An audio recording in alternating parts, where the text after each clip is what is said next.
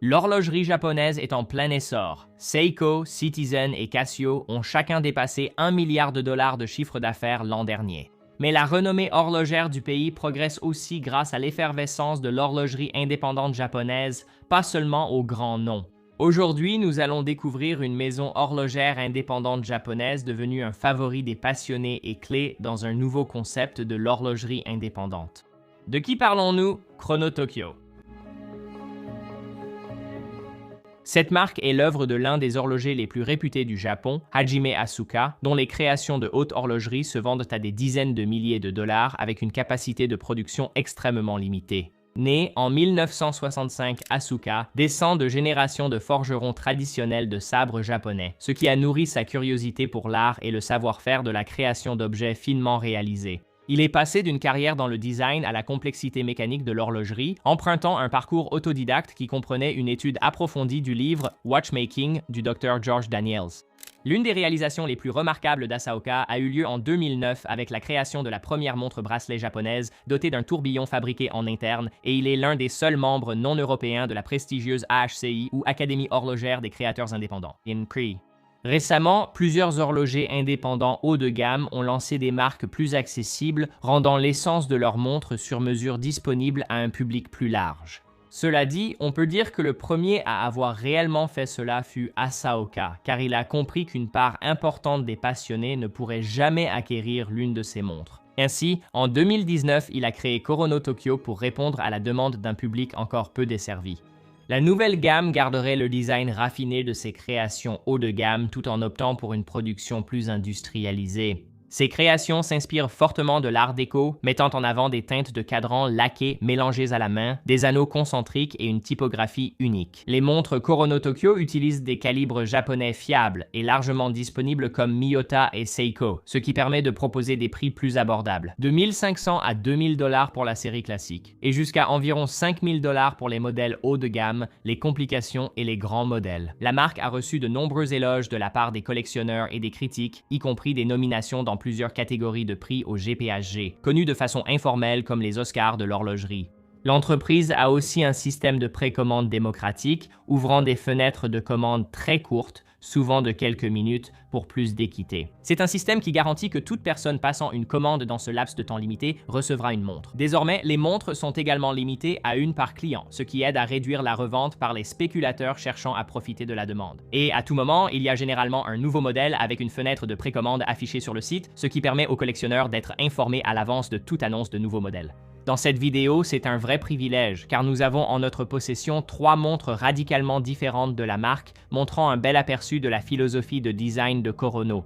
Tout d'abord, voici la Jubilee Sensu Aeol, une montre anniversaire en édition limitée 2025, créée pour célébrer le 60e jubilé de diamant d'Asuka. Le sigle EOL signifie « fin de vie » et fait référence au mouvement neuf ancien arrêté à l'intérieur de la montre. Un calibre automatique, Miyota 9133 modifié à 4 Hz, le mouvement a été modifié pour retirer la fenêtre du calendrier, ce qui donne au cadran un aspect plus épuré. Bien que la complication de la date ait été retirée, la réserve de marche a été conservée, prenant la forme d'un éventail japonais très stylisé appelé Sansu, qui est encastré à la position de 10 heures sur le cadran. Le cadran lui-même est plaqué argent, recouvert d'une couleur bleu glacé appelée indigo blanc ou shirai. Outre l'effet visuel du motif en éventail de la réserve de marche, le cadran arbore un guilloché scintillant à la texture ondulée évoquant une fleur. À 3 heures, on trouve une plateforme biseautée avec le mot japonais pour chrono, écrit en katakana. Les heures sont indiquées par l'application de minuscules dômes en acier ainsi que par une calligraphie en kanji noir.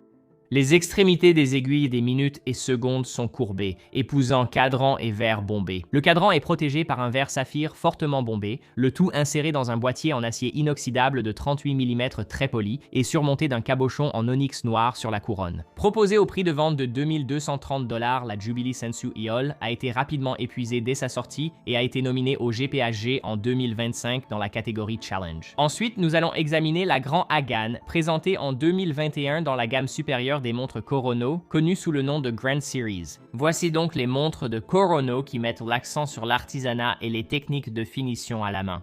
Par exemple, la Grand Hagan possède un cadran laqué à l'urushi, un procédé extrêmement long qui peut prendre des mois depuis la préparation jusqu'au séchage final.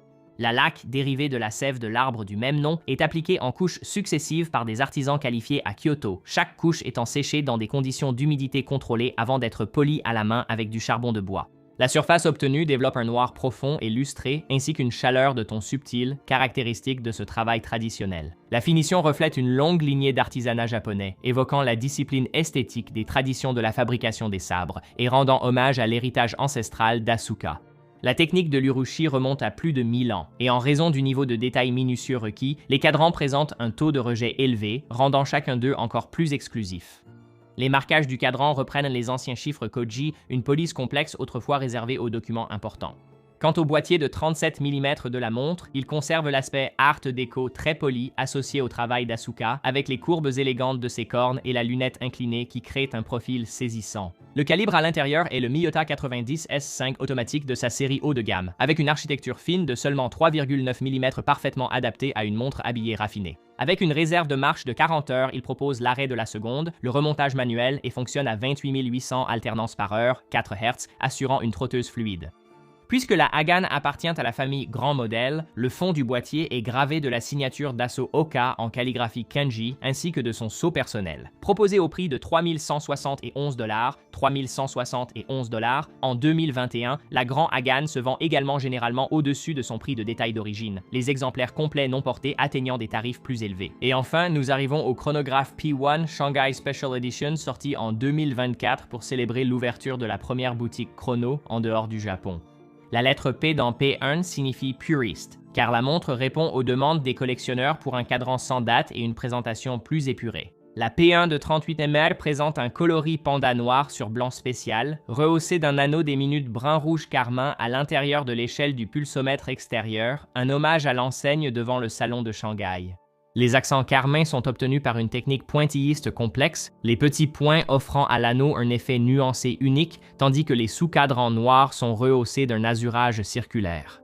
Les index bombés sont typiques du design chrono, avec un attrait visuel accru grâce aux marqueurs polygothiques appliqués à 6 et 12. Comme sur d'autres chronos, les aiguilles très polies sont courbées à la main vers les extrémités du cadran. Fidèle à la nature intransigeante d'Asaoka, le mouvement chronographe Seiko automatique NE86 PWT a été modifié en interne pour s'adapter au cadran sans date, mais même à cet égard, Chrono est allé encore plus loin. Le calibre à roue à colonne et embrayage vertical n'existe qu'avec une complication de date. Plutôt que de retirer le guichet, le mécanisme de couronne du NE86 a été modifié, passant d'un tirage à 2 crans à un seul cran, supprimant ainsi la position fantôme.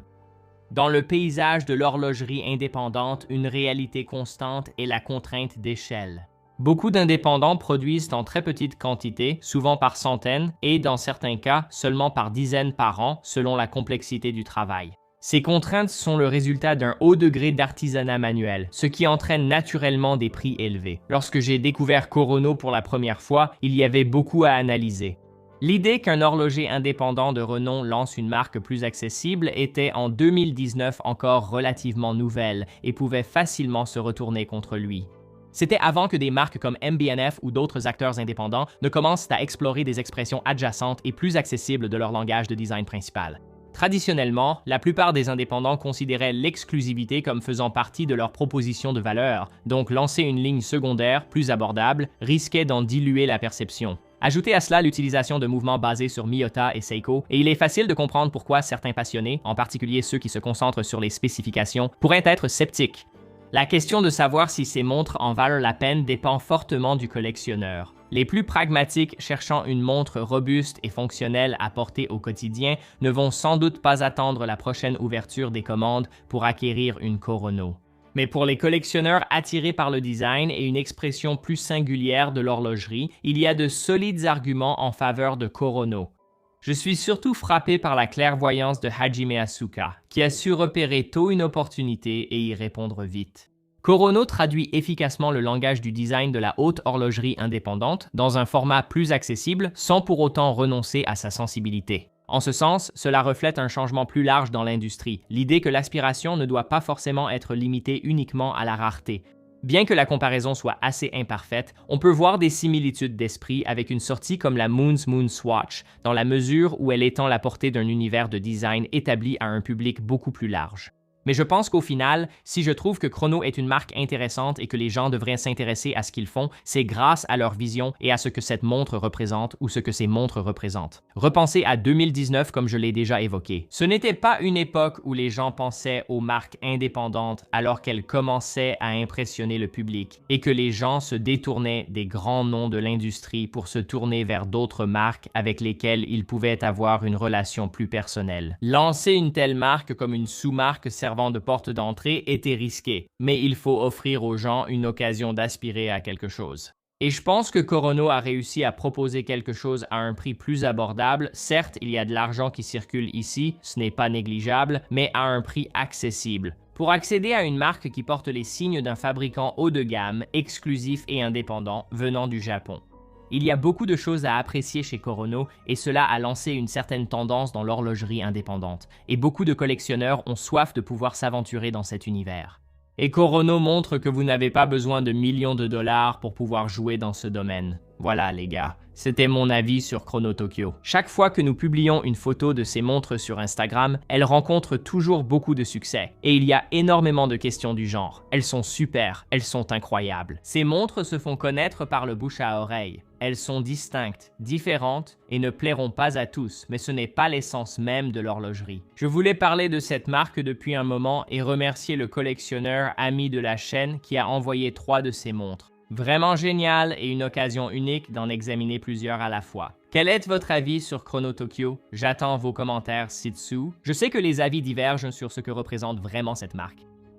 Des avis tranchés des deux côtés, mais c'est une étude de cas intéressante d'une marque indépendante qui réussit en innovant. Si vous avez aimé, likez, abonnez-vous et activez la cloche. Merci, ça aide la chaîne. Visitez teddybalder.com, revendeur officiel de plus de 35 marques. Chaque achat sur notre site bénéficie d'une expédition rapide, d'un service client dédié et d'une garantie constructeur complète sur tous les produits que nous proposons. De plus, si vous êtes de passage à Cleveland, dans l'Ohio, n'hésitez pas à venir découvrir notre nouvelle boutique phare. Nous venons tout juste de l'agrandir. Nouvelle marque, espace 4 fois plus grand que notre premier magasin, beaucoup à découvrir. N'hésitez pas à passer nous voir, nous serions ravis de pouvoir vous aider, que ce soit en ligne ou en boutique. Cela nous permet de continuer ce que nous faisons ici et nous aimons vraiment notre métier. Merci encore à tous de nous avoir regardés. Prenez soin de vous et je vous dis à très bientôt.